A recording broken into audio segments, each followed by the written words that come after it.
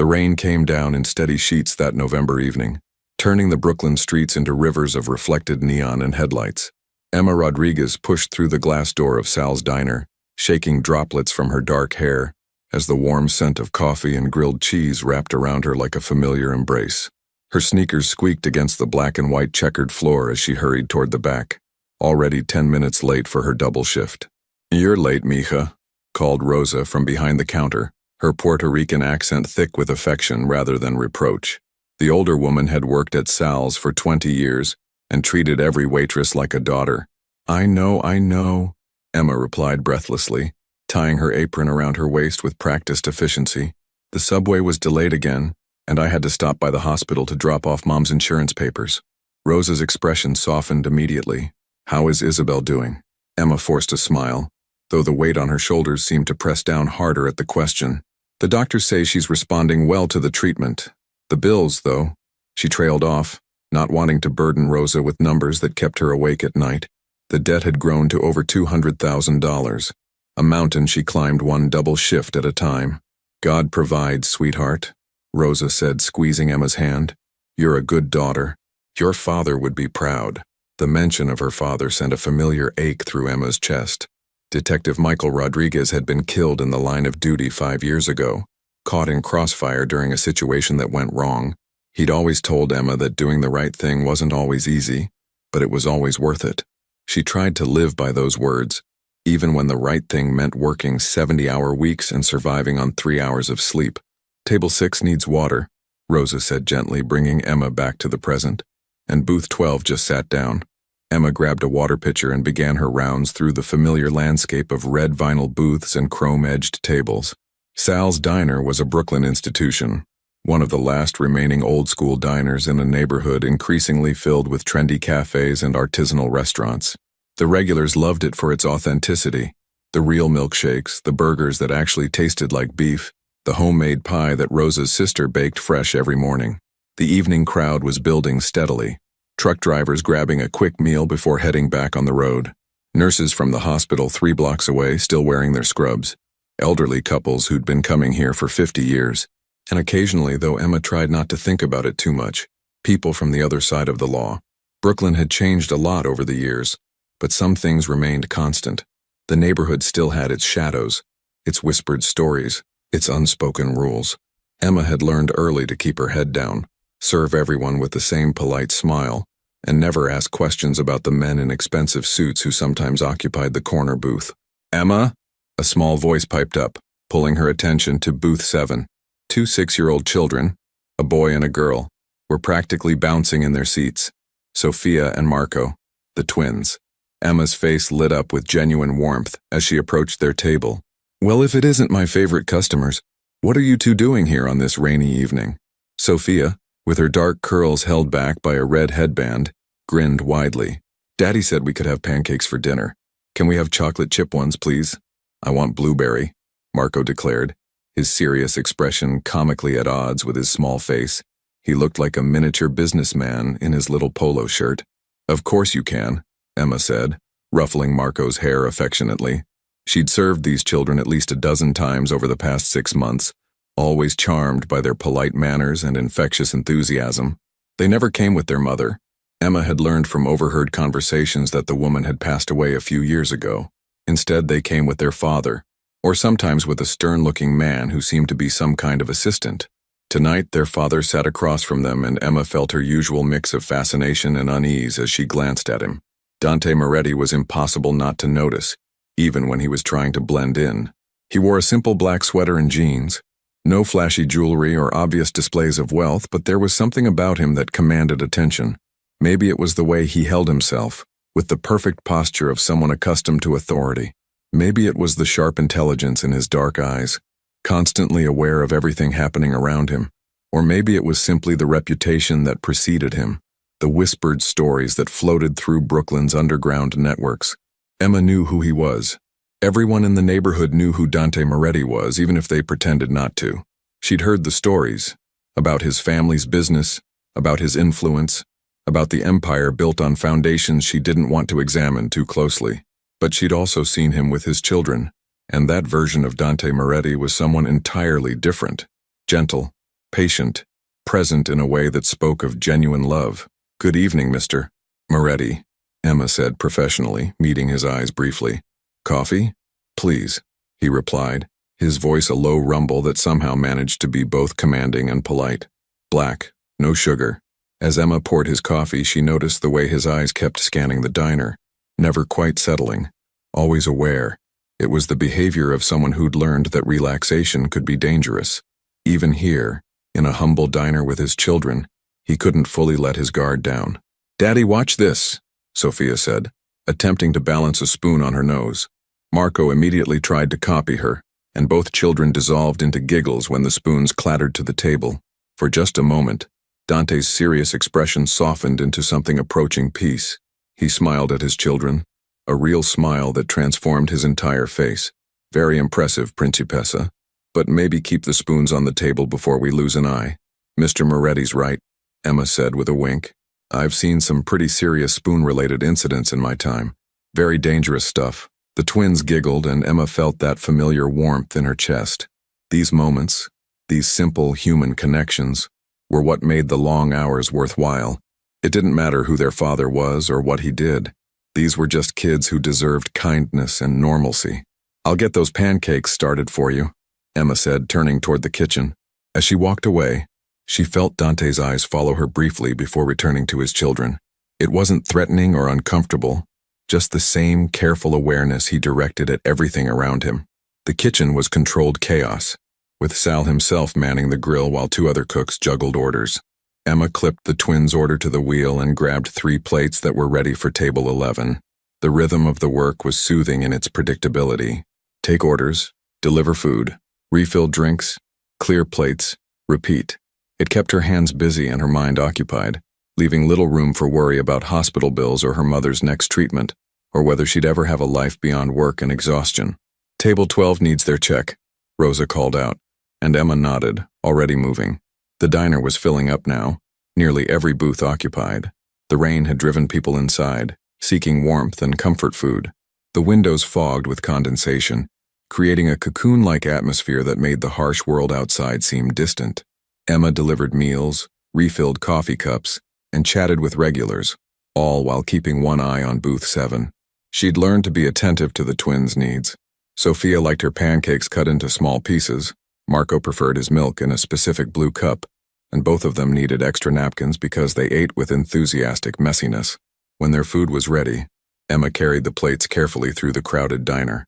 2 chocolate chip pancakes for the beautiful lady," she announced, setting Sophia's plate down with a flourish, "and blueberry pancakes for the handsome gentleman."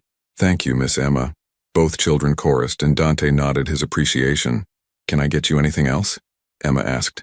"This is perfect," Dante replied. There was something in his voice, a quality of genuine gratitude that seemed almost foreign to him, as if he wasn't accustomed to simple kindnesses. As Emma turned to leave, Sophia reached out and grabbed her hand. "Miss Emma, your bracelet is so pretty. Did your mom give it to you?" Emma glanced down at the simple silver bracelet on her wrist, a gift from her father on her 16th birthday. "Actually, my dad gave it to me. It was a long time ago, but I wear it every day to remember him." "Where is he?" Marco asked with the innocent directness of childhood. "He's in heaven," Emma said softly, "but I think he watches over me, making sure I'm okay." Sophia's expression turned serious. "Our mommy is in heaven too. Daddy says she's our guardian angel." Emma's heart clenched. She glanced at Dante and saw something vulnerable flash across his face before he masked it. "I'm sure she is," Emma said gently, "and I bet she's very proud of you both." "Can you be our friend, Miss Emma?" Sophia asked suddenly. "We don't have many friends. Daddy says it's complicated." Before Emma could respond, Dante spoke quietly. "Sophia, Miss Emma has work to do. We can't take up all her time." But his eyes met Emma's, and she saw something there. Perhaps loneliness, perhaps regret, perhaps simply the recognition of a fellow person navigating life's complications in their own way. "I'm already your friend," Emma said, squeezing Sophia's hand gently. "And friends look out for each other, right?" "Right," both twins agreed enthusiastically. As Emma walked away, she felt Dante's gaze on her back again, heavier this time, weighted with something she couldn't quite name. The evening wore on. Emma moved through her section with efficient grace, her body running on autopilot even as her mind drifted to tomorrow's tasks. She needed to call the hospital administrator about a payment plan, pick up her mother's prescriptions, maybe squeeze in a few hours of sleep before her morning shift started at 6. At 8:47 p.m., according to the clock above the counter, everything changed. The front door burst open with enough force to slam against the wall. 3 men entered, their faces partially obscured by raised jacket collars and baseball caps pulled low. The rain blew in with them, along with something else, a tension so thick it seemed to suck the air from the room. Emma, standing near the coffee station, felt her instincts flare with warning. She'd grown up in Brooklyn, daughter of a detective, and she'd inherited her father's ability to read danger in the subtle shifts of body language and atmosphere. These men weren't customers seeking shelter from the rain. The diner fell silent except for the sizzle of the grill and the low hum of refrigeration units. Conversations died mid-sentence. Even Sal, who'd seen everything in 30 years of running this place, froze with his spatula suspended in the air. The lead man's eyes swept the room with predatory focus before landing on booth 7, on Dante Moretti and his 2 children. Time seemed to slow down, each second stretching like taffy. Emma saw Dante's body language shift instantly from relaxed father to something else entirely. Coiled, ready, dangerous. His hand moved almost imperceptibly, reaching across the table to touch his children's arms. "Stay behind me," he said quietly, his voice carrying a tone of absolute authority that the twins immediately obeyed without question. Years of training, Emma realized with a chill. They'd been taught what to do in situations like this. The lead man took 3 steps into the diner. His right hand was inside his jacket, and Emma's father's voice echoed in her memory. When someone keeps their hand hidden like that, they're either very cold or very dangerous. Usually, it's the second one. "Moretti," the man said, his voice carrying across the silent diner. "You've got something that belongs to my employer. We're here to collect." Dante stood slowly, positioning himself between the men and his children. His face was completely calm, but Emma could see the calculation in his eyes, assessing exits, distances, possibilities. "This isn't the place," he said evenly. "There are innocent people here. Children." "Yeah, your children," another man said, and there was something cruel in his smile. "Funny how that works." Emma's heart hammered against her ribs. She glanced around the diner, at Rosa, frozen behind the counter, at the elderly couple in booth 3, clutching each other's hands, at the young mother with a baby in the corner, tears streaming down her face. Everyone was caught in this moment, hostages to someone else's conflict. Dante's stance shifted slightly, and Emma recognized it. Her father had taught her about pre-attack indicators, the subtle physical preparations someone makes before violence erupts. Dante was preparing to defend his children, but the angle was all wrong. The men were positioned where any confrontation would put the twins directly in danger. The lead man's hand began to emerge from his jacket. Emma didn't think. Her father's voice rang in her memory. "Sometimes the right thing isn't the smart thing, Mija, but it's still right." She moved, 3 steps from the coffee station to booth 7. Her body positioned between the children and the doorway, arms spread slightly as if she could somehow shield them with her 125-pound frame. "Please," she said, her voice remarkably steady despite the terror coursing through her veins. "There are children here. Whatever issue you have, it can be resolved somewhere else. Let them go." The lead man's expression flickered with surprise, then something like admiration. "Lady, you don't know what you're stepping into." "I know there are 2 6-year-olds who've done nothing wrong," Emma replied.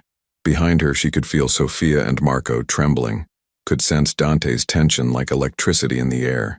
Whatever needs to happen, it doesn't need to involve them. "Emma, move," Dante said, his voice tight with controlled fear, and she realized with shock that he was afraid for her.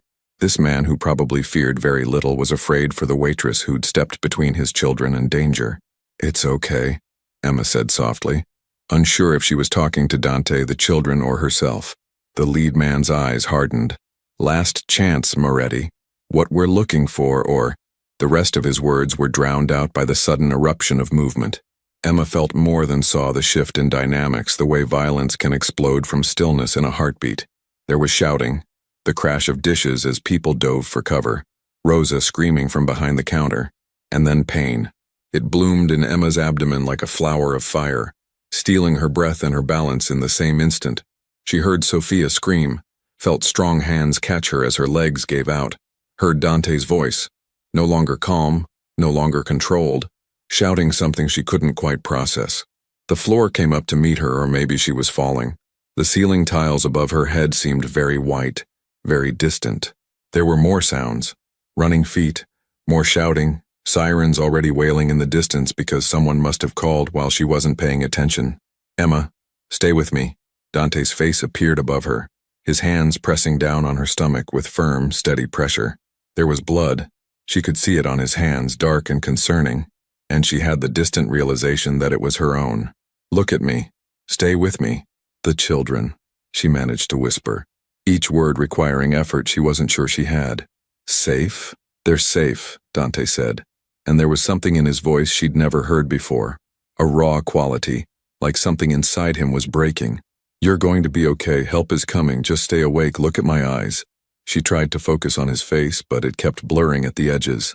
She could hear Sophia crying, could hear Marco's small voice asking if Miss Emma was going to be like Mommy, going to heaven, and her heart broke for them, even as her body grew cold. "Why did you do that?" Dante asked, and Emma realized with surprise that his eyes were bright with unshed tears. Why would you do that? It was a good question. She barely knew these children, didn't know their father except as a customer who always left generous tips and said please and thank you. She had her own problems, her own life to worry about. There was no logical reason to have stepped in front of danger for them, except there was. Emma's father had taught her that every life mattered, that children deserved protection, that sometimes you had to be brave even when you were terrified. And in that moment, when she'd seen those two small faces filled with fear, there had been no choice at all. "They're just kids," she whispered, and even to her own ears, her voice sounded far away. "Just kids. You're going to be okay," Dante repeated, but she could hear the fear beneath his words. "The ambulance is here, just hold on." Paramedics swarmed into her field of vision, their faces professional and concerned. She felt herself being lifted, felt the cold night air as they rushed her toward the ambulance. The rain fell on her face and she thought absently that it felt good, cleansing somehow. Dante climbed into the ambulance with her, still holding her hand, his expensive sweater soaked with rain and her blood. Behind him, through the open doors, Emma could see Vincent, the stern man who sometimes accompanied the twins, gathering Sophia and Marco, shielding them from the sight of her on the stretcher. "Sir, are you family?" a paramedic asked Dante. "Yes," Dante said without hesitation, his eyes never leaving Emma's face. "She's family." The paramedic nodded and went to work, attaching monitors, starting an IV line, speaking in rapid medical terminology that Emma couldn't quite follow. She felt pressure on her abdomen, felt the sting of needles, felt her body being manipulated as they tried to stabilize her. "Emma," Dante said, squeezing her hand gently. "Can you hear me?" She managed a small nod, though even that simple movement took immense effort. Her body felt heavy, disconnected, like it belonged to someone else. "I need you to fight," he said, and there was a fierce intensity in his voice that cut through her growing haze. "I need you to stay here. My children need you. I need you to stay." "Trying," she whispered, though she wasn't sure how successful she was being. The cold was spreading through her body, making her thoughts slow and fuzzy. She could feel herself slipping away, like water through cupped hands. "Tell me about your mother," Dante said suddenly. "You said she's sick. Tell me about her." Emma blinked slowly, trying to focus on his face. "Isabel," she managed. She's strong, like my dad. She taught me to always help people, to be kind." "You learned well," Dante said, and his voice cracked slightly. "You're the kindest person I've ever met, Emma Rodriguez. Don't leave us. Don't leave them. They've lost enough." The ambulance raced through the Brooklyn streets, sirens wailing. Emma could feel each turn, each bump, sending waves of pain through her body. The paramedics worked with urgent efficiency, speaking in calm voices that didn't quite match the speed of their movements. "BP dropping," one of them said. "We need to move faster." 3 minutes to Brooklyn Methodist," the driver called back. 3 minutes. Emma wondered if she had 3 minutes. She wondered if her mother would be okay without her, who would pay the medical bills, whether Rosa would remember to put extra chocolate chips in the twins' pancakes. Stupid thoughts, trivial thoughts, but they floated through her mind like leaves on water. "Emma, open your eyes," Dante commanded, and she realized she'd closed them. "Look at me. Tell me what Sophia's favorite color is." "Red," Emma whispered. latching onto the question like a lifeline. She likes red headbands. And Marco? Blue. Like the sky, like heroes. That's right, Dante said, his thumb stroking the back of her hand. They talk about you, at home. Miss Emma always smiles. Miss Emma tells the best jokes. Miss Emma makes the world seem safer. You've been protecting them for months in small ways. Tonight was just bigger. Emma wanted to tell him that wasn't protection. That was just being human, but the words wouldn't come. The cold had reached her chest now, making breathing difficult. The monitors started beeping more urgently. Possible internal hemorrhaging, a paramedic said. Or team needs to be ready when we arrive. You're almost there, Dante told her, his voice urgent now. Just hold on a little longer. You're so strong, Emma. Stronger than anyone I've ever known. You stepped in front of danger for 2 children you barely knew. That's not ordinary. That's extraordinary. The ambulance jerked to a stop, and suddenly there were more people, more hands. A stretcher being pulled from the vehicle. Emma caught a glimpse of the hospital entrance, bright lights cutting through the rain. Dante was being pulled away, a nurse telling him he couldn't go into the OR, but his hand held hers until the very last second. Why? He asked again, his voice breaking. Why did you do it? Emma looked at him, at this complicated man with blood on his hands and love in his eyes, and she understood something fundamental. People weren't just one thing. They were contradictions, capable of both darkness and light, violence and tenderness. She'd seen how he looked at his children, the desperate love of a parent trying to protect what mattered most in a dangerous world. Because, she whispered, using the last of her strength to speak clearly, someone had to be their angel. Then the surgical door swung open, and she was pulled into brightness and noise and urgent voices. The last thing she heard before the world faded to black was Dante Moretti, feared boss of organized crime, crying out her name like a prayer. Outside the surgical suite, Dante sank into a plastic chair, his hands still shaking, still stained with Emma's blood. Vincent appeared beside him with Sophia and Marco, both children's faces streaked with tears. Daddy, is Miss Emma going to die? Sophia asked, her small voice trembling. Dante pulled both children close, holding them with a fierceness born of the night's terror. I don't know, Principessa, he said honestly, because he'd never lied to his children about important things. But she's fighting, and we're going to fight with her, okay? We're going to pray and hope and do everything we can. She saved us, Marco said, his serious little face even more solemn than usual, like a superhero. Yes, Dante agreed, his voice rough with emotion he rarely let anyone see. Like a superhero, like an angel. He sat back, one arm around each child, and stared at the surgical suite doors. For the first time in 15 years since before his wife died, since before he'd built his empire on foundations of fear and control, Dante Moretti felt truly helpless. All his power, all his influence, all his money, none of it could help the woman fighting for her life behind those doors. The woman who'd given everything to protect 2 children she had no obligation to save. The woman who'd looked at his kids and seen what he saw. Innocence worth dying for. In his pocket, his phone buzzed with messages from his organization, demanding to know what happened, asking about retaliation, questioning his next move. Dante ignored them all. His next move was sitting in this uncomfortable chair, holding his children, and waiting to see if a selfless waitress named Emma Rodriguez would survive the night. Outside, the November rain continued to fall on Brooklyn, washing the streets clean but unable to wash away the knowledge that everything had changed. That somewhere in the chaos and violence of this world, there were still people capable of extraordinary selflessness. That angels walked among them, wearing sneakers and waitress aprons, serving pancakes and protecting children with nothing but their own fragile bodies and immense courage. And Dante Moretti, who'd thought himself beyond redemption, found himself hoping desperately that this particular angel would survive to see another morning. The fluorescent lights of Brooklyn Methodist Hospital's ICU hummed with a sterile constancy that Dante Moretti had come to despise over the past 18 hours. He sat in an uncomfortable vinyl chair outside the intensive care unit, his expensive sweater replaced by a plain gray t-shirt that Vincent had brought him, though traces of blood still stained his hands no matter how many times he'd scrubbed them in the bathroom sink. Sophia and Marco slept fitfully on the waiting room couch, their small bodies curled together under Vincent's jacket. It was 3:47 a.m., according to the wall clock that Dante had watched tick through every excruciating second since Emma Rodriguez had been wheeled into surgery. 4 hours of surgery, 2 hours of recovery. 12 hours of critical monitoring. The doctor spoke in careful terms about significant trauma, massive internal bleeding, and touch and go. They'd managed to stop the hemorrhaging, repair the damage, but Emma's body had gone into shock from blood loss. She was alive, but barely, breathing with the assistance of machines, her vital signs monitored by technology that beeped and hummed in an endless rhythm. "You should go home, boss," Vincent said quietly, appearing with 2 cups of terrible hospital coffee. He was Dante's right-hand man, had been for 15 years, and knew better than anyone how unusual this vigil was. "The kids need rest, you need rest, I can stay, call you if anything changes." Dante accepted the coffee but didn't drink it.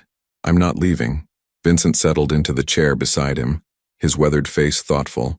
"Can I ask you something? And I mean no disrespect, but why? Why are we still here? She's not family. She's not part of the organization. She's a waitress who made a choice. A brave choice, yeah, but what?" Dante interrupted, his voice low and tight. "But she doesn't matter? But I should just walk away because she's nobody important? That's not what I'm saying," Vincent replied carefully. "I'm saying you've got responsibilities. The organization is asking questions. Last night's incident," he paused, choosing his words carefully. "People are wondering why the Castellano crew felt bold enough to make a move. They're questioning your judgment, your strength." Dante's jaw clenched. The Castellano family had been pushing boundaries for months, testing his territories, his patience. Last night had been their most brazen move yet, coming into a public place, putting civilians at risk. It was a message, a challenge. Under normal circumstances, Dante would already be planning his response, demonstrating why such disrespect had consequences. But every time he thought about leaving, he saw Emma's face as she'd collapsed, heard her whispered question, "The children, safe?" "My judgment is fine," Dante said finally. "So is my strength. Anyone who questions either one can speak to me directly."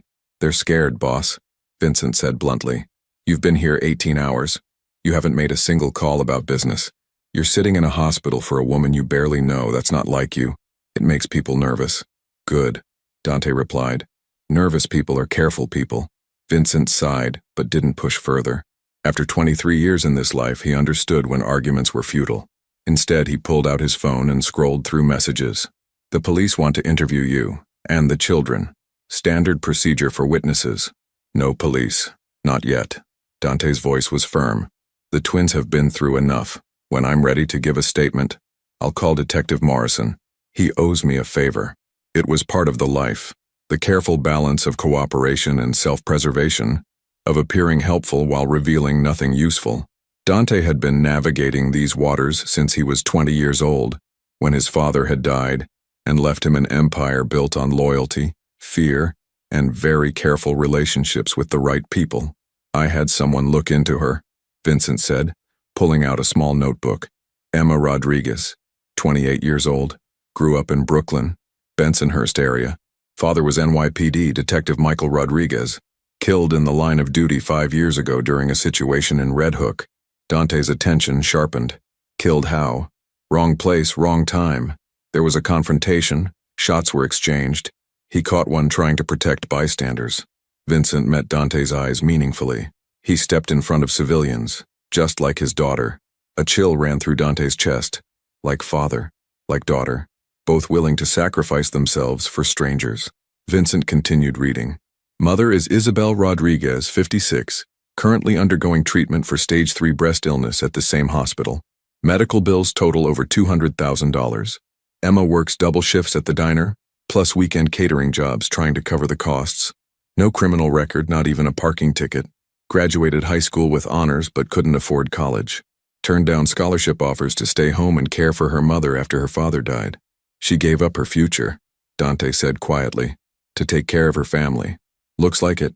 By all accounts, she's exactly what she appears to be. A good person working hard and trying to help her mom." Vincent closed his notebook. "Which makes this even stranger, boss. She had no reason to get involved last night. No connection to you or the kids beyond serving them pancakes a few times. She could have stayed behind the counter, could have run out the back. Instead, she stepped in front of 3 armed—" "Don't!" Dante interrupted sharply, glancing at his sleeping children. "Not in front of them." Vincent nodded apologetically. My point is, people like that don't exist in our world. People don't risk everything for strangers. There's always an angle, always something they want. Maybe she's different, Dante said. Maybe she's exactly what she appears to be, someone who sees children in danger and reacts with pure instinct. And that doesn't concern you? Vincent asked. That level of goodness? In our world, that kind of person either gets corrupted or destroyed. She's already been destroyed, Dante said, his voice rough. She's in there fighting for her life because of me, because my decisions, my life, my enemies put her in that position. Vincent was quiet for a moment. Boss, you didn't pull the trigger. You didn't ask her to step in front. But I'm the reason they were there, Dante interrupted. My choices created that situation. She's an innocent person caught in the crossfire of a life she never chose. He rubbed his face tiredly. Just like my wife. Just like everyone who gets close to me eventually. The mention of Dante's late wife, Lucia, hung in the air between them. She'd died 3 years ago. Not from violence, but from a medical condition that had gone undiagnosed too long. By the time they'd caught it, it was too late. Dante had thrown all his resources at the problem, the best doctors money could buy, experimental treatments, everything. Nothing had worked. He'd been forced to watch helplessly as the woman he loved slipped away, leaving him alone with 2 3-year-old children and a heart that had hardened into something cold and impenetrable. Or so he'd thought. A nurse emerged from the ICU, and Dante was on his feet immediately. How is she? The nurse, a kind-faced woman in her 50s, managed a small smile. She's stable, still critical, but her vital signs are improving slightly. The next 48 hours will be crucial. Can I see her? Dante asked. Family only, I'm afraid. Hospital policy. I'm her. Dante hesitated, unsure what lie to tell, but Vincent stepped in smoothly. He's her fiancé, Vincent said. They were supposed to get engaged next month. Please, he's been here all night. The nurse's expression softened with sympathy. Just for a few minutes, and please don't disturb the equipment or try to wake her. Her body needs rest to heal. Dante nodded and followed the nurse through the automatic doors into the ICU. The unit was dimly lit, with 6 beds separated by curtains. The sounds of medical equipment created a symphony of beeps, hisses, and mechanical breathing. In the 3rd bed, partially hidden by a blue curtain, lay Emma Rodriguez. Dante's breath caught in his throat. She looked impossibly small in the hospital bed, her dark hair spread across the white pillow, her skin pale against the various tubes and wires connected to her body. A ventilator helped her breathe with rhythmic precision. IV lines ran from both arms. Monitors displayed her heart rate, blood pressure, oxygen levels in glowing numbers that meant the difference between life and death. She's a fighter, the nurse said softly, adjusting one of the IV bags. We had several moments during surgery where we thought we'd lost her, but she kept fighting. Whatever she's got to live for, it's keeping her here. Her mother, Dante thought. Isabel Rodriguez waiting in another part of this same hospital for her daughter to wake up, not knowing yet that Emma had been hurt. Vincent had managed to keep the news contained, but they couldn't hide it forever. Can she hear me? Dante asked, pulling a chair close to the bed. We don't really know, the nurse admitted. Some patients report remembering conversations from when they were unconscious. Others remember nothing, but I always encourage family to talk to them. It can't hurt and it might help. She left them alone and Dante sat in the chair, unsure what to say or do. He'd been in hospitals before, when his father died, when Lucia was sick, when Marco had broken his arm falling off the playground equipment. But this felt different. This was someone who'd saved his children's lives, and he didn't even really know her. Emma, he said finally, his voice uncertain. I don't know if you can hear me. The nurse says maybe you can. I'm not good at this. Talking, I mean. Lucia used to say I was emotionally constipated. He smiled slightly at the memory. She was right. He reached out carefully, avoiding the IV lines, and took Emma's hand. It was cool to the touch, small and delicate in his larger palm. Sophia and Marco are outside, sleeping. They wanted to stay, wanted to see you, but the nurses won't let them into the ICU. They've been asking about you constantly. When will Miss Emma wake up? Can we bring her flowers? Will she still be our friend? His voice grew rough. They've already lost their mother. I can't. They can't lose you too. The monitors beeped steadily, offering no response. I had someone look into your background, Dante continued. I know about your father, about your mother, about the bills you're trying to pay. I know you gave up everything to take care of your family. He paused, struggling with emotions he usually kept locked away. You're remarkable, Emma Rodriguez. In a world full of people looking out for themselves, you look out for everyone else, even strangers. Even a man like me and his children. He sat back, still holding her hand, and let the silence stretch between them. The ICU hummed with activity even in the early morning hours. Nurses checking patients, doctors reviewing charts, machines sustaining life through technology and medicine. My wife would have liked you, Dante said eventually. Lucia was like that too. Kind, selfless. She saw the best in everyone, even me. He laughed bitterly. Especially me. She married me knowing exactly what my life was, what my family did. She thought she could save me, redeem me somehow, make me into something better. He stared at Emma's peaceful face. For a while she did. When she was alive, I tried to be worthy of her, tried to be the man she believed I could be. After she died, he trailed off, the memories too painful. After she died, I went back to being what I was always meant to be. Cold, calculating, effective. The ventilator hissed rhythmically, breathing for Emma, keeping her alive. But last night, watching you step in front of my children without hesitation, without thinking about yourself, Dante's voice broke slightly. You reminded me that goodness still exists, that some people still act from pure motives without expecting anything in return. And now you're here, fighting for your life, because you protected what I should have been able to protect.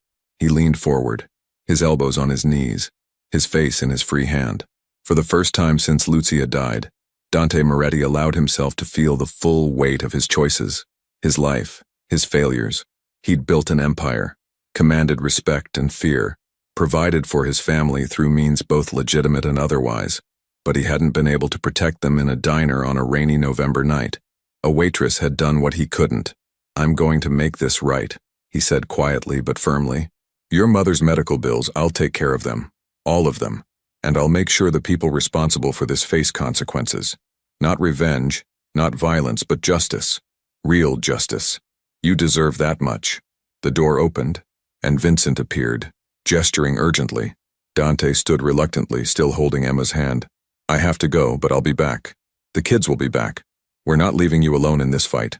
He squeezed her hand gently and turned to leave, but as he reached the doorway, he looked back one more time. Thank you, he said, his voice barely above a whisper. Thank you for seeing my children as worth saving. Thank you for being their angel when they needed one most. Outside the ICU, Vincent looked troubled. We've got a problem. Mrs. Rodriguez, Emma's mother, she's asking for her daughter. The nurses told her Emma usually visits every morning before her shift. She's getting agitated, asking questions. Dante's jaw tightened. Where is she? 4th floor, oncology wing. Take me there. They moved through the hospital corridors, past other early morning visitors and exhausted night shift workers preparing to go home. The 4th floor was quieter, more subdued. Cancer treatment centers had a different energy than emergency rooms or ICUs. Less frantic, more resigned. The long, slow battle rather than the sudden crisis. Vincent led him to room 412, where a woman sat propped up in bed, her gray hair wrapped in a colorful scarf. Isabel Rodriguez had the same bone structure as her daughter, the same determined set to her jaw. Even weakened by illness and treatment, she radiated a strength that reminded Dante of Emma lying unconscious 3 floors below. Mrs. Rodriguez, Dante said, entering the room. My name is Dante Moretti. I'm a friend of Emma's. Isabel's sharp eyes assessed him quickly, taking in his expensive watch, his bearing, the way Vincent stood guard at the door. You're not a friend, she said bluntly. Friends don't have bodyguards. Who are you really? And where is my daughter? Dante appreciated her directness. It made what he had to say slightly easier. He pulled a chair close to her bed and sat down. Emma was hurt last night. She's downstairs in the ICU. She's stable, but it's serious. The color drained from Isabel's face. How? What happened? There was an incident at the diner where she works. Emma protected 2 children from harm. She was injured in the process. Dante kept his voice steady, factual. She's in critical condition but fighting. The doctors say the next 48 hours are crucial. Isabel's hands gripped the bedsheet so tightly her knuckles turned white. She protected children, she repeated, and something that looked like pride mixed with grief crossed her face. Of course she did. That's who she is. Just like her father. She looked at Dante with suddenly piercing intensity. Were they your children? Dante didn't see the point in lying. Yes. Then you're the reason my daughter is dying. The words hit harder than Dante expected. Yes, he said simply. I am. Isabel stared at him for a long moment. Most men would make excuses. Deflect blame. You're not doing that. There are no excuses, Dante replied. My life, my decisions, my enemies created the situation. Emma made a choice. A brave and selfless choice. But she wouldn't have needed to make it if not for me. What kind of man are you? Isabel asked quietly. That people come after you and your children. A complicated one, Dante said. A man trying to be better than he was, but still carrying the weight of who he's been. Isabel closed her eyes briefly, and when she opened them, they were bright with unshed tears. I want to see her. I'll arrange it, Dante promised. The ICU has strict visitor policies, but I'll make sure you can see her. Why would you do that? Isabel asked. Why do you care what happens to Emma? Is this guilt? Obligation? Dante considered the question carefully. Both of those things, he admitted. But also something else. Your daughter looked at two children she barely knew and decided they were worth dying for. That kind of selflessness, it's rare. It's precious. I want to make sure she survives so she can continue being that kind of person in a world that desperately needs more of them. Isabel studied his face for a long moment. You're in love with her? No, Dante said immediately. But even as he spoke, he felt uncertain. Love was what he'd had with Lucia. Years of building a life together, of shared dreams and daily intimacies. What he felt for Emma was something different. Something he couldn't quite name. Admiration, certainly. Gratitude, absolutely. But also something deeper. Something that had taken root in his chest when she'd whispered, "They're just kids," as her life bled out onto the diner floor. Not yet, Isabel said, seeing something in his expression that Dante himself didn't fully understand. But you will be. I can see it. My daughter has that effect on people. She makes you want to be better than you are. Before Dante could respond, his phone buzzed. Sophia's name appeared on the screen. He answered immediately. What's wrong? Daddy. Sophia's voice was thick with tears. A nurse came and woke us up. She says Miss Emma is waking up. She's asking for someone. Dante was on his feet instantly. I'll be right there. Stay with Vincent. He hung up and looked at Isabel. Emma's waking up. I need to go.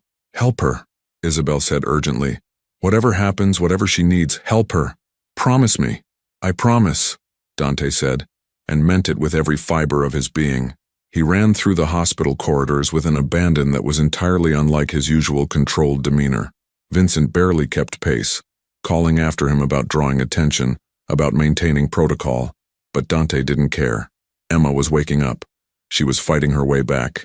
The ICU doors were already opening as he approached. The same kind nurse stood waiting. She's conscious but disoriented.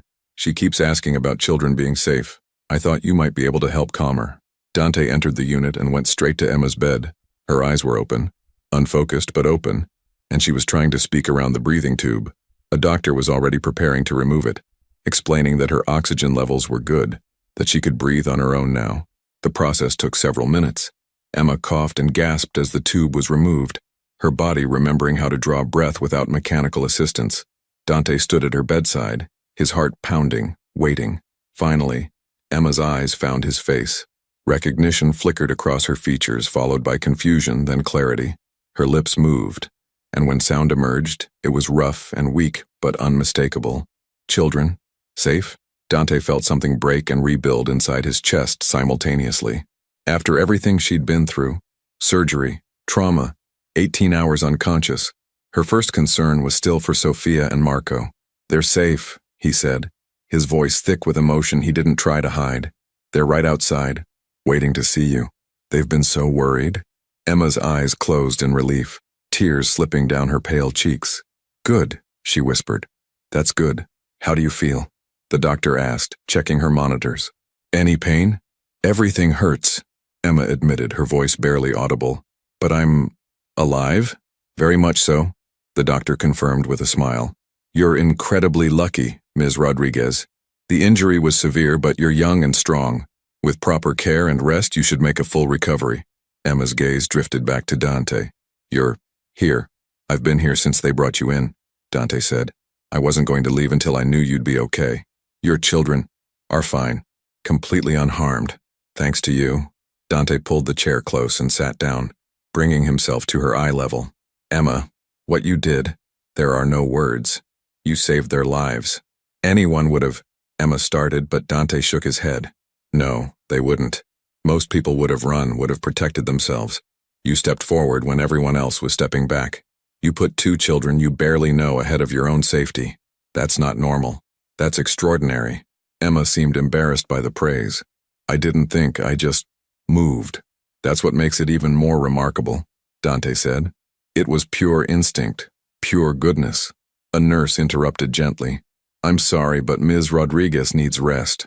The excitement of waking up has raised her blood pressure. We need to keep her calm. Can my children see her? Dante asked. Just for a moment?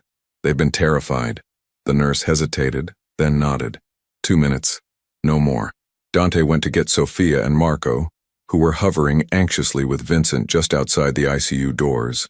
Both children's faces were streaked with tears, their eyes red from crying. She's awake, Dante told them, crouching to their level. But she's very weak and needs rest. You can see her for just a minute to say hello, but then we have to let her sleep. Understand? Both children nodded solemnly. Dante led them into the ICU, Vincent following at a respectful distance. When Emma saw the twins, her tired face lit up with a genuine smile. Hey there, she said softly. Come here. Sophia and Marco approached the bed carefully, as if Emma might break. Sophia reached out and touched Emma's hand gently. You saved us, Sophia said, her voice trembling. The bad men were going to hurt us, but you stopped them. You're our hero, Marco added, his serious little face more serious than ever. Like Daddy says, you're our angel. Emma's eyes filled with tears again. I'm just glad you're both okay. That's all that matters. Are you going to die? Sophia asked with the blunt directness of childhood. Like Mommy did? No, sweetheart, Emma said, though the effort of speaking was clearly tiring her. I'm going to be fine. I just need some rest and then I'll be as good as new. Promise? Marco asked. I promise, Emma said, and even though she couldn't possibly know if that was true, the conviction in her voice made even Dante believe her. Miss Emma, Sophia said, pulling something from her pocket, I made you this at the hospital cafeteria. They had paper and crayons. She held up a drawing of stick figures, 2 small ones and 1 larger one with angel wings. That's you, protecting us. Emma took the drawing carefully, holding it like it was made of gold. It's beautiful, Sophia. Thank you. I'll keep it forever. The nurse tapped her watch, and Dante nodded. We need to let Miss Emma rest now, but we'll come back soon, okay? Both children leaned in carefully, giving Emma the gentlest of hugs before Dante guided them back outside. Vincent took them to get breakfast, leaving Dante alone with Emma one more time. Your mother is upstairs, Dante said quietly. She knows what happened. She wants to see you. Mom! Emma's expression crumbled. She must be so worried. And the bills. I need to get back to work. The diner is fine, Dante interrupted gently. And so are your mother's bills. I'm taking care of everything. No, Emma said with surprising firmness. I don't want charity. I don't want. It's not charity, Dante said. It's gratitude. It's the least I can do after what you did for my family. Please, Emma, let me help. Emma looked like she wanted to argue, but exhaustion was pulling at her. Her eyes kept trying to close despite her efforts to stay awake. Rest, Dante said softly. We'll figure everything out later. For now, just focus on getting better. Dante, Emma whispered, her voice fading. The men, they'll come back.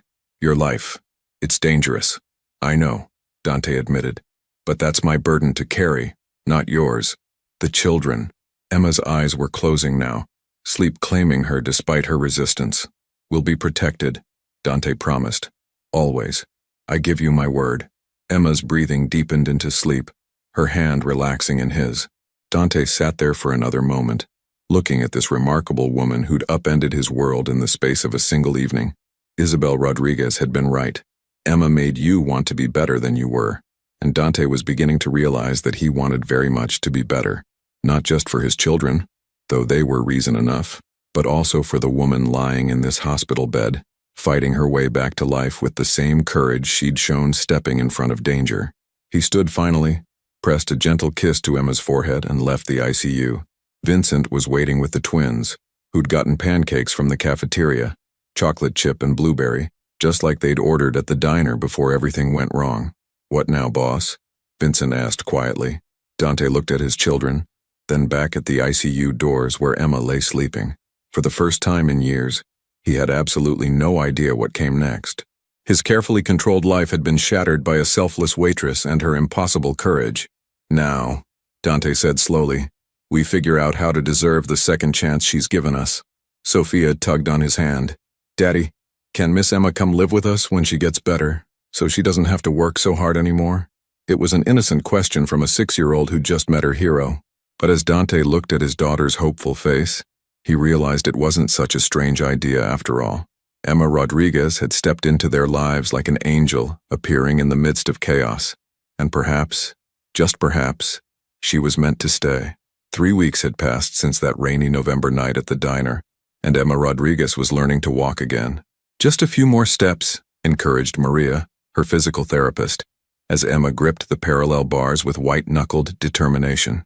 You're doing great. Your progress has been remarkable. Emma forced her legs forward, each step sending echoes of pain through her healing body.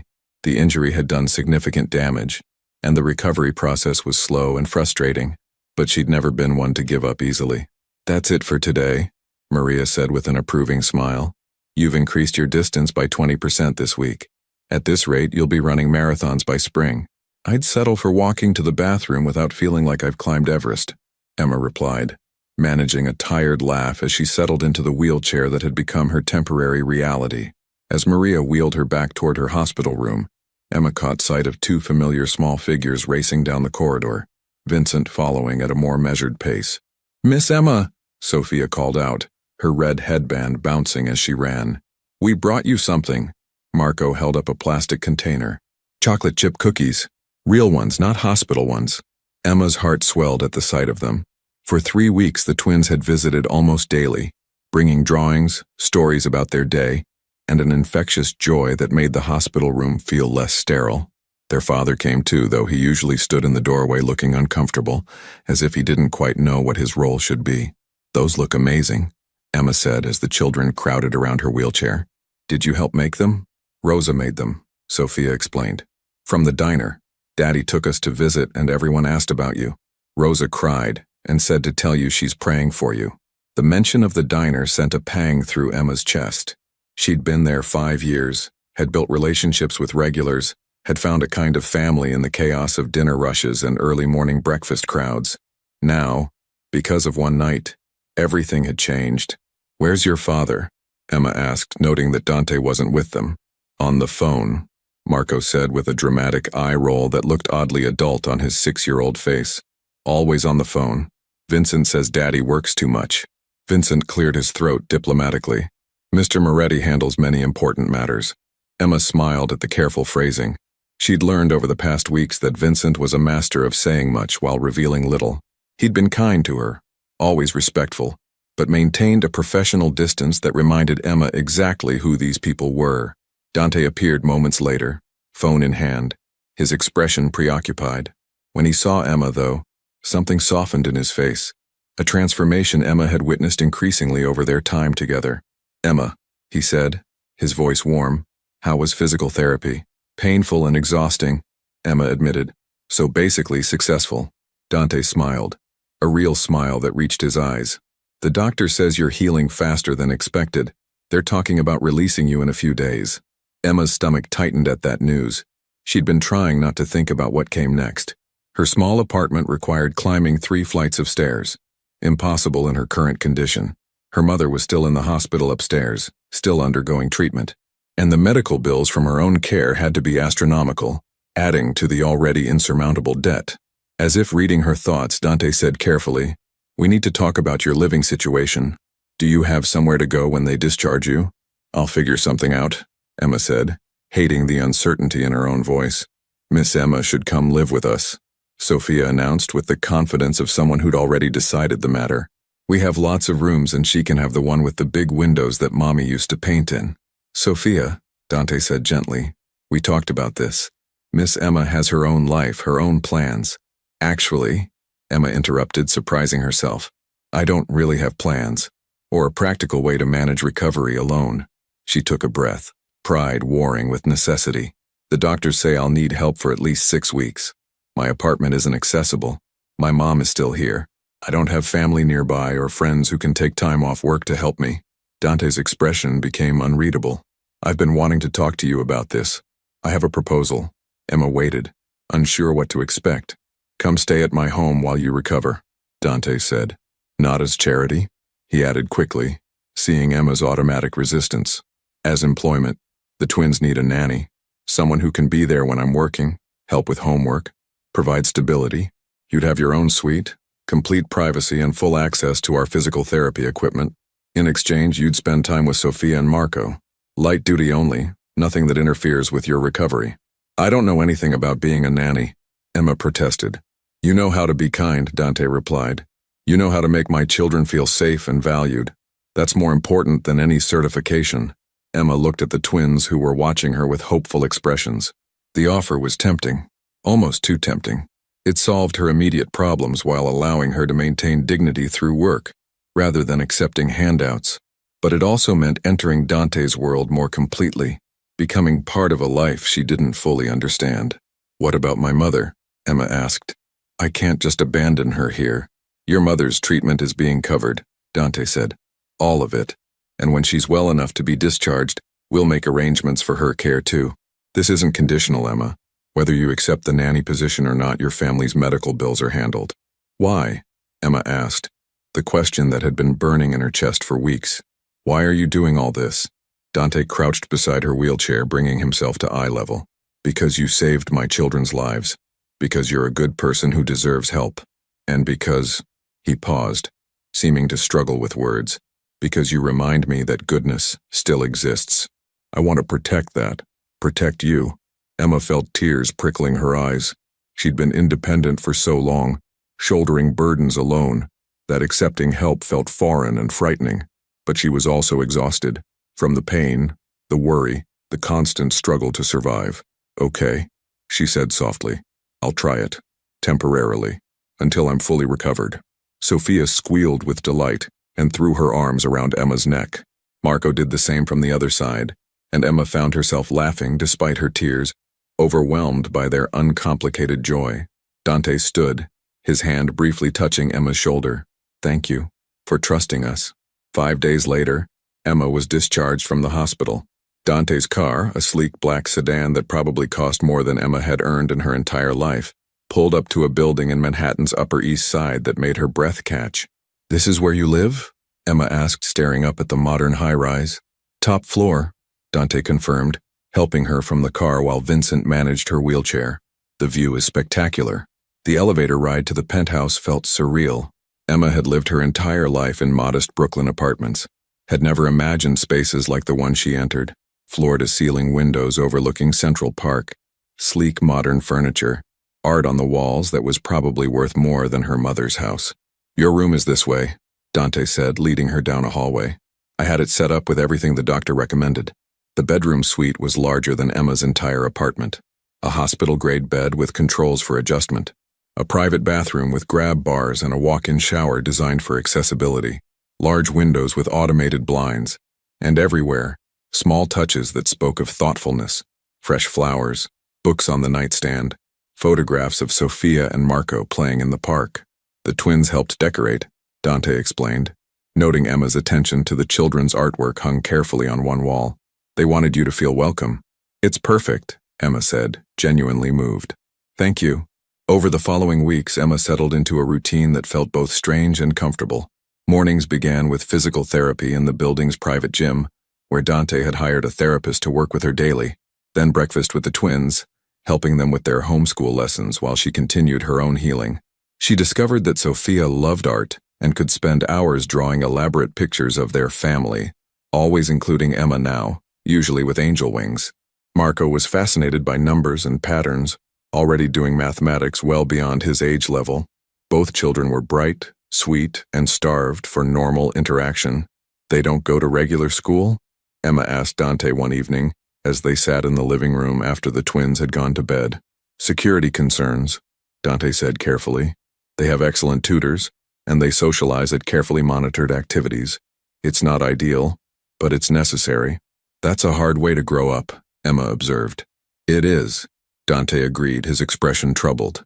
Sometimes I wonder if I'm protecting them or isolating them, if the life I've built is keeping them safe or just keeping them. It was the most honest he'd been about his concerns, and Emma felt privileged by the trust implicit in his words. "They're happy," Emma said.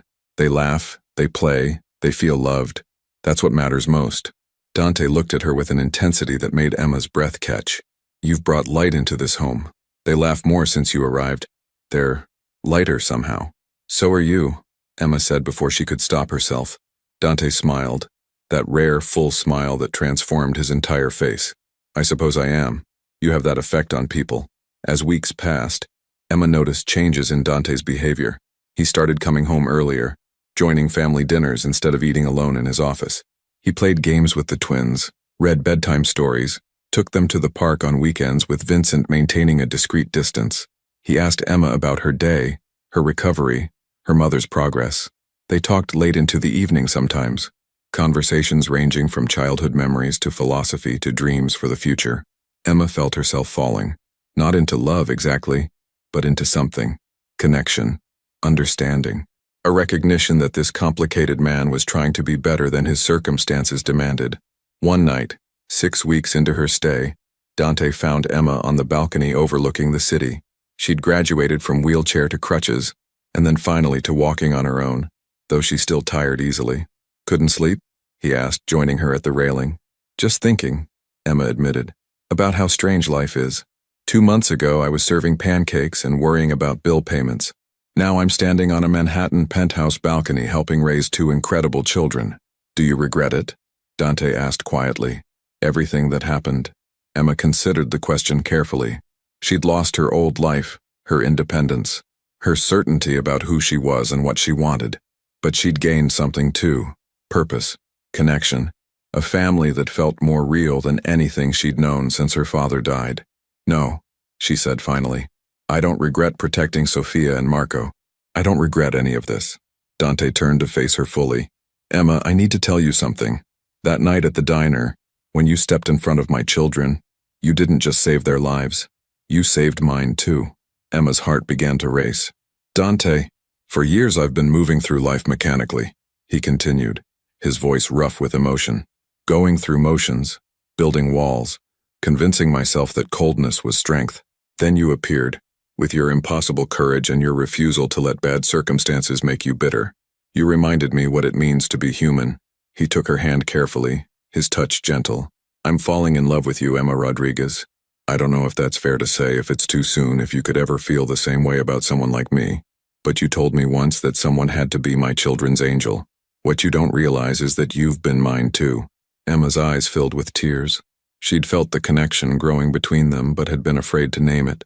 Afraid to hope that someone like Dante Moretti could see someone like her as anything other than the woman who'd taken a bullet. "I'm falling too," she whispered. "I've been terrified to admit it, but I am." Dante cupped her face in his hands, his touch reverent. "Then fall with me. Let me be worthy of you. Let me build something better than what I've been." And as the Manhattan lights sparkled below them and the future stretched out uncertain but hopeful, Emma leaned into Dante's embrace and believed, for the first time in years, that angels existed for everyone, even complicated men trying to find redemption, even waitresses who'd stepped in front of danger and discovered love on the other side. 3 months after that night on the balcony, Emma sat across from 2 FBI agents in a coffee shop 3 blocks from Dante's building. Her heart raced as Special Agent Chen slid a folder across the table. "We know who you are, Ms. Rodriguez," Agent Chen said quietly. "Daughter of Detective Michael Rodriguez. We know you're living with Dante Moretti. We know about the diner incident." Emma's hands trembled slightly. "What do you want?" "Your help," the other agent Morrison replied. "We've been building a case for years. We need someone on the inside, someone Moretti trusts." "I won't betray him," Emma said immediately. "Even knowing what he is?" Chen asked. "What his organization does?" Emma met her eyes steadily. "I know he's trying to change. I've seen it." Agent Morrison leaned forward.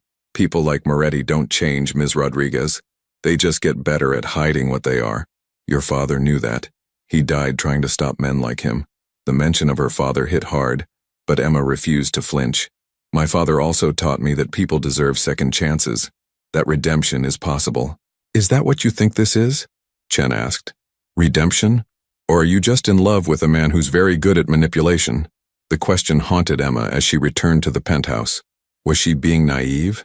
Had she let her feelings blind her to reality? She found Dante in his office, and the words tumbled out before she could stop them. The FBI approached me today. Dante's expression didn't change, but something flickered in his eyes. What did they want? Me to inform on you, to help build their case. Emma took a breath. I said no. But Dante, I need the truth. All of it. What exactly am I protecting? Dante stood, walked to the window overlooking the city. You deserve honesty. His voice was heavy. My family built their fortune through means that weren't always legal. I inherited that empire at 20. For 15 years I did what was expected. Maintained territories, managed operations, made decisions that benefited the organization. And now? Emma asked. Now I have children who ask me what I do for work. Now I have you, looking at me like I could be something better. He turned to face her. I've been working with my lawyers for months, transitioning everything to legitimate businesses, real estate, restaurants, investments. It's complicated and slow, but it's happening. Why didn't you tell me? Because I wanted to present you with something finished, something clean. Dante's voice cracked slightly. I wanted to be worthy of you before I asked you to commit to this life. Emma crossed the room, took his hands. I fell in love with who you are now, not who you'll be someday. But Dante, if you're really changing, really leaving that world behind, you can't do it halfway. What are you saying? I'm saying that if the FBI has a case, maybe cooperating is the right thing. Not to betray people, but to close that chapter completely. To choose a different future for Sophia and Marco. For us. Dante pulled her close, his forehead resting against hers. That kind of cooperation comes with risks, consequences, people who won't be happy about it. Then we face them together, Emma said simply. The next morning brought unexpected crisis. Isabel Rodriguez, scheduled for discharge from the hospital, had disappeared. Security footage showed 2 men escorting her to a car. A message arrived on Dante's phone. Your cooperation for her safety. Emma's hand shook as she read it. They took my mother, the Castellano family, Dante said grimly, making a move while I'm vulnerable. What do we do? Emma asked, fighting panic. Dante made 3 phone calls. First to his lawyer, second to Agent Chen, third to his most trusted contacts. I'm done playing these games, he said. If they want cooperation, they'll get it. But on my terms. Within hours, a deal was structured. Dante would provide information on criminal operations. Not his own people, but their mutual rivals. The ones who'd started this entire conflict. In exchange, immunity for his family, protection for Isabel, and a clean slate. You're sure? Agent Chen asked, as they sat in a federal building conference room. Once you do this, there's no going back. I've been trying to go back my whole life, Dante replied. It's time to move forward instead. The information Dante provided led to the safe recovery of Isabel within 24 hours, and the dismantling of operations that had plagued Brooklyn for years. It also marked the end of Dante Moretti's involvement in the world he'd inherited. 6 months later, Emma stood in the doorway of a newly renovated restaurant in Brooklyn. The sign above the door read, Angelo's, named for her father, Detective Angelo Michael Rodriguez, whose badge photo hung proudly inside. What do you think? Dante asked, appearing beside her with Sophia and Marco. It's perfect, Emma said, tears in her eyes. The restaurant had been Dante's idea. A legitimate business, yes, but also a tribute to her father's memory and a symbol of their new beginning. Inside, Rosa was already cooking, having accepted the position of head chef with joyful tears. The diner's regulars had followed, curious about the transformation. Isabel sat at a table by the window, her treatment successfully completed, looking healthier than she had in years. Miss Emma, Sophia called. Come see the menu. It has all our favorite things. Emma laughed, joining the children at a booth, the same booth where everything had changed that rainy November night. The restaurant had purchased salvaged pieces from Sal's diner, preserving the memory while building something new. Dante slid into the booth beside her, taking her hand. On her finger was a simple engagement ring. No flashy display, just a promise of forever. Are you happy? He asked quietly. Emma looked around at this life they'd built together, at children who called her mom now, at her mother, healthy and smiling, at a man who'd chosen redemption over reputation, at a restaurant full of people brought together by food, community, and second chances.